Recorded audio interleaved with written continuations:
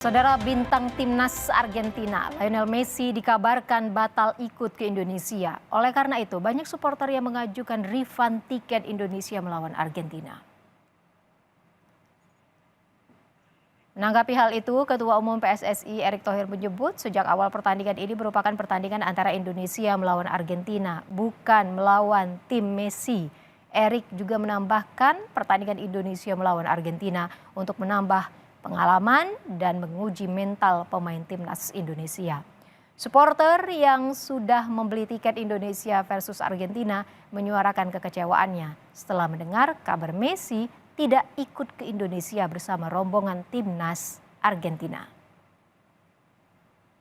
Kita ini kan pertandingan tim nasional Indonesia dan tim nasional Argentina. Ya, kalau tim nasional Indonesia sama Messi saja berarti pertandingan tim nasional dan Messi All Star. Beda. Ini FIFA Matchday. FIFA Matchday itu kita mencari poin. Ya, dengan Palestina besok malam itu mencari poin.